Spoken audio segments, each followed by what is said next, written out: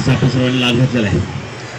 संतश्रेष्ठ ज्ञानेश्वर महाराज याचा पालखी सोहळा 2026 यामध्ये आपण सर्व सहभागी आहोत. आपल्या श्रीकृष्ण दिंडी या दिंडीच्या माध्यमातून आणि पांडुरंगाच्या दर्शनाची आस धरून आपण पंढरपूरकडे वाटचाल करतो. आज माळशिरस या ठिकाणी आपला मुक्काम आहे. उद्याला वेळापूर, परवाना वाखरी 4 दिवसामध्ये आपण पंढरपूरला जाऊ. या पूर्ण प्रवासामध्ये मुळामध्ये आपण वारीला येतो ते एक भक्तिमय वातावरण जे आहे या वारीमध्ये हे पाहण्यासाठी. त्याची अनुभूती किती लोकांना आली, किती लोकांना आली नाही हा जास्त त्यांचा विषय. आपण किती आतून ही वारी केली आहे त्या हिशोबाने कोणाला चांगला अनुभव आला असेल, कोणाला वाईट आला असेल, कोणाला कंटाळा आला असेल, कोणाचे पाय दुखले असतील, कोणाचे दुखले असतील, कोणाला आनंद वाटला असेल. हा जास्त त्या स्वतःच्या अनुभूतीचा विषय. परंतु ही सगळी वारी करत असताना येथून ही वारी करून गावाकडे गेल्याच्या नंतर म्हणजे नेहमी जेव्हा केव्हा बोलते म्हणजे त्यावेळेला हा सांगण्याचा माझा करत असतो की इथून गेल्याच्या नंतर आपण येण्याच्या पूर्वी जो होतो त्यापेक्षा काही वेगळे पण आपल्यामध्ये आले का, आपण काही नवीन शिकले का, तो प्रयत्न होणं अतिशय गरजेचं आहे. जर आपण संत ज्ञानेश्वर महाराजांचं चरित्र पाहिलं, त्यांचं आयुष्य पाहिलं तर आपल्या लक्षामध्ये येतं की त्यांच्या आयुष्यामध्ये बरेच चमत्कार आहेत. असे म्हणजे आजही आपल्याला ते खरे वाटत नाही. पाठीवरती मांडे बांधणे म्हणजे पाठीवरती जर भाकर भाजत असेल तर मग त्वचा कशी राहिली असेल हा साधा सिंपल आपल्यासारख्या सामान्य माणसाला पडला प्रश्न आहे.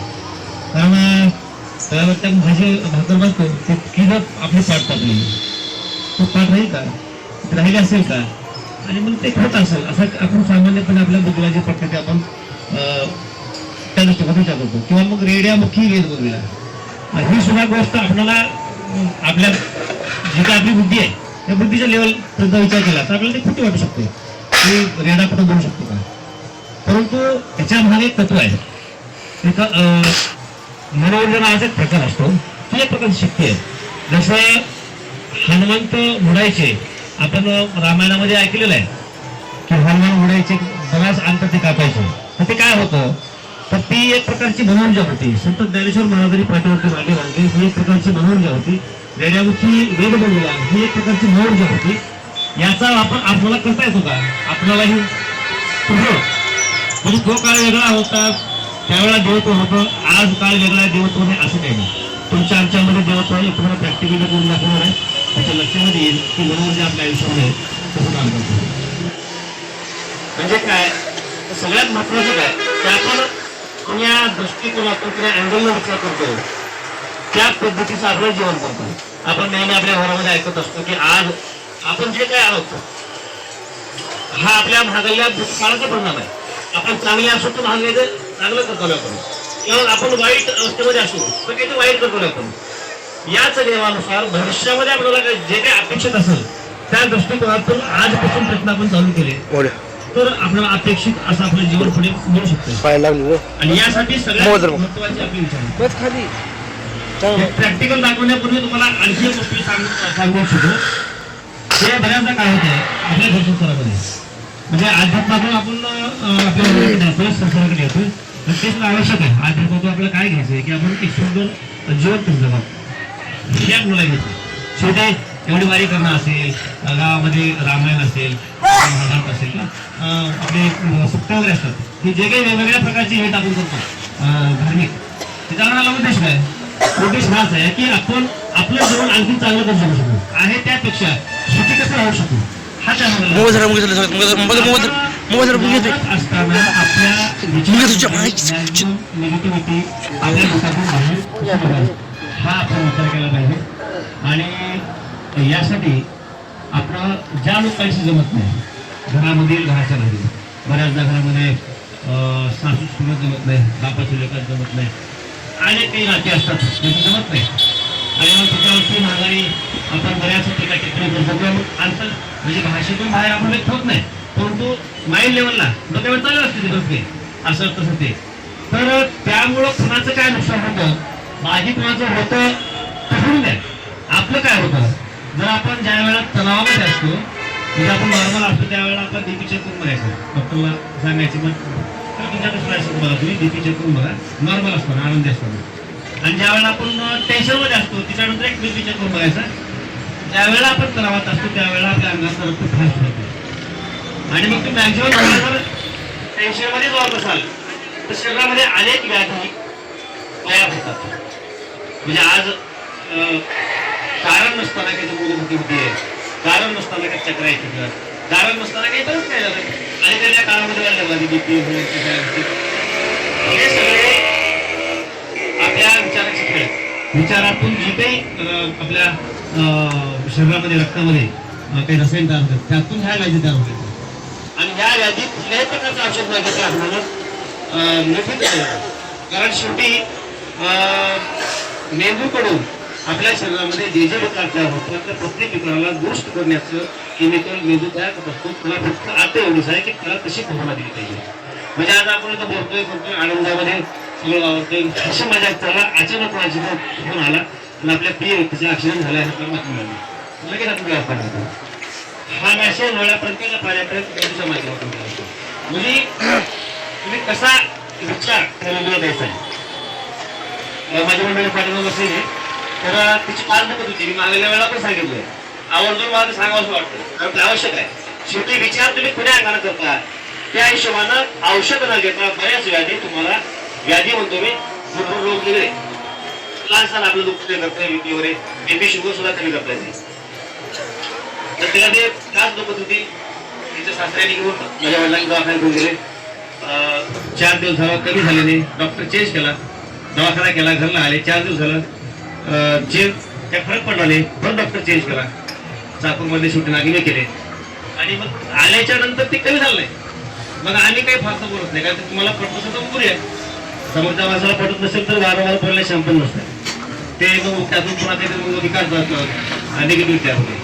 त्याला म्हणले काम कर जावं सांगा म्हणले तुम्ही कुठल्या देवाला म्हणतात. ते म्हणले आम्ही नरेंद्र महाराजाला म्हणते. थोडंसं नांदेड जिल्ह्यामध्ये नरेंद्र महाराजांचं जरा जास्त आहे आणि तिकडले बॉर्डरचे त्याच्यामुळं नरेंद्र महाराज म्हणल्यामुळं ठीक आहे. चल शेवटी देव कुठला जरी आला तरी हा नाही कसं आहे तुमची भावना महत्वाची आहे. तुम्ही कुठल्याही देवाची पूजा करा तुमच्या मानसिक लेवलला जी रचना आहे किंवा जी काही त्याची परिणाम होणार ती सेम होतात. मग तिला सांगितलं ही प्रक्रिया आहे त्या प्रक्रिया सांगितली की देवाच्या समोर बस आणि 2-3 वाक्य त्या कोणतरी आपण मध्ये तर 1 महिनाभर टास्क कमी झाले होते. कुठली गोळी नाही काही नाही. 5व्या दिवशी टास्क तिची बंद. ही कशामुळे आहे हा मनोऊर्जेचा आहे. म्हणजे ज्ञानेश्वर महाराजांनी जे तंत्रज्ञान वापरलं जे तत्वज्ञान वापरलं तंत्रज्ञान काय म्हणतोय मी त्याच्यामध्ये विज्ञान आहे आणि अध्यात्म तर म्हणतोय आपण की ज्ञानेश्वराचा अवतार वगैरे त्या सगळ्या गोष्टी म्हणतोय आपण तिच्या बाजूला म्हणजे विज्ञान सुद्धा आहे आणि त्या सगळ्या गोष्टी आपल्या टप्प्याच्या बाहेरला नाही आहेत. ते आपणही करू शकतो. कुठल्या आपल्याला हे वाटणं गरजेचं आहे अशा काही गोष्टी काहीच नाही आणि त्यामुळं जास्त पुढे काही न मानतात ते प्रॅक्टिकल मी तुम्हाला दाखवणार आहे. ते प्रॅक्टिकल दाखवण्यापूर्वी समजा आता हे माझे 5 बोट आहे 10 बोट आहे आणि मी तुमचं कुणाचंही म्हणजे माझ्या घरी मी अनेक प्रयोग केले तर यातलं कुठलंही एखादं बोट लांबवायचं म्हणलं तर तुम्ही लांबवायचं म्हणतं शक्य आहे. आता समजा फॉर एक्झाम्पल बोट आहे काय माझा बोट आहे लांबवायचं शक्य आहे नाही. डॉक्टर लांबू शकेल का नाही. एखाद्या वेळेला आपण देव आनंदीच्या वारीवर आहोत म्हणजे आपण देवाचा असतो मान्य केलं देवाची इच्छा असेल तर लांबू शकतो. जर मी हे लांबवलं तर मी देवच घे तुमच्या हाताच्या बोट मी लांबवले तर मी देवच है ना. तुमच्या माझ्यामध्ये पडते का म्हणजे देव म्हणजे हेच आहे सगळं. ही जी काही संरचना आहे हीच देवत्व असतंय. फक्त आपल्याला त्या अंगाने विचार करायचा आहे. तर 1 मिनिटाचं एक प्रॅक्टिकल आहे त्याच्यानंतर 2 पर्यंत प्रॅक्टिकल असं आहे हाताचा हा जो गट आहे इकडल्या हाताला पण आहे आणि या हाताला पण आहे. हे दोन्ही गट एकत्रित आणा आणि हात लावा. दोन्ही हातांची बोट सेम असतात सगळेजण सेम असतात. कुठलं बोट कमी असत ते खास करून तुम्ही सेंटरचं बोट बघा. कुठलं बोट कमी असत नाही कुठलं बोट जास्त असत सेम असतात बरोबर. आता प्रॅक्टिकल असं आहे की तुम्हाला यातले बोट लांबवायचं आहे.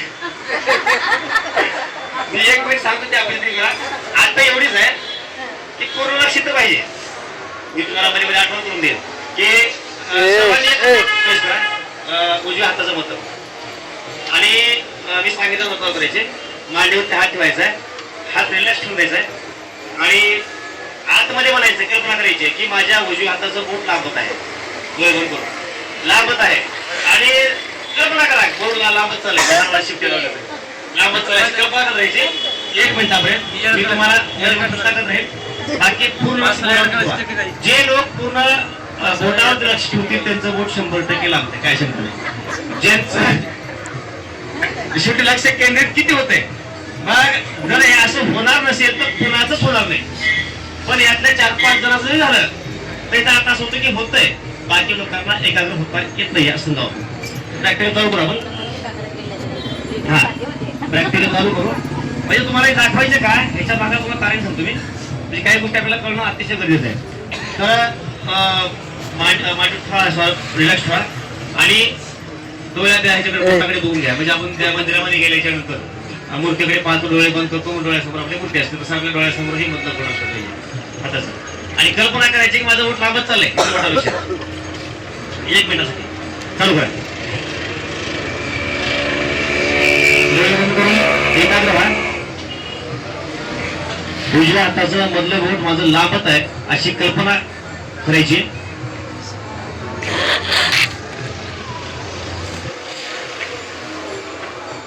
पूर्ण लक्ष उजव्या हाताच्या मधल्या बोटावरती. बोट लांबते अशी कल्पना करा.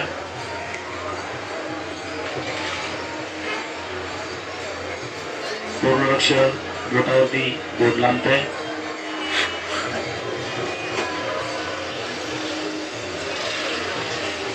बोटावरती लक्ष द्या.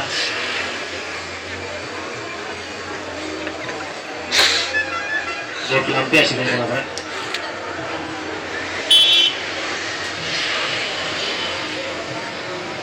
पूर्ण लक्ष उजव्या हाताच्या मधल्या बोटावरती, बोट लांबते अशी कल्पना करायची.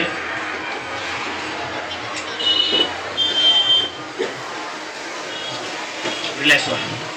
आपला आपण चेक करून बघा. आता उजव्या हाताचं बोट डाव्या हातापेक्षा लांबलेलं दिसते का? सर्वांचं नाव 100% लांब असेल. लांबलंय? ओके. लांबलंय का?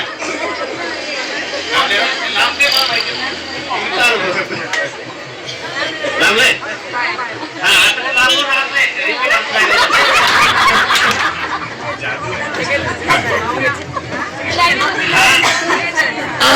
आलं? तुम्ही हा प्रयोग घरी करू शकता.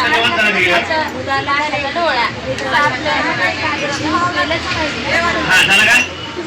तर हे एवढ्यासाठी दाखवलं की आपल्याला काही गोष्टीचा अनुभव आल्याशिवाय खरं वाटत नाही. आता बोट तुमचं होतं, विचार तुमचे होते, फक्त मी सांगितलंय, सगळं तुम्हीच केलंय. म्हणजे ज्ञानेश्वर महाराजांच्या काळामध्ये बाहेर पडते केलियन फोटोग्राफी करायची फोटोग्राफी आहे. त्यातून जर फोटो काढली तर आपण टीव्हीत बघतो ना, देव प्रकट झाला की दिसत नाही, फक्त प्रकाश दिसतो. तसा आपला फक्त प्रकाश बाहेर पडलेला दिसतो त्या केलियन फोटोग्राफी मधून. आणि माणूस जितका पॉझिटिव्ह तितका हा प्रकाश लांब पडतो, आणि जितका निगेटिव्ह हा प्रकाश कमी असतो. मग म्हणजे काय, हे काय सांगितलं मी, तर आपण तुम्ही आम्ही बसला प्रत्येकाच्या शरीरातून एक ऊर्जा बाहेर पडते. जोपर्यंत आपण जिवंत आहेत जन्मल्यापासून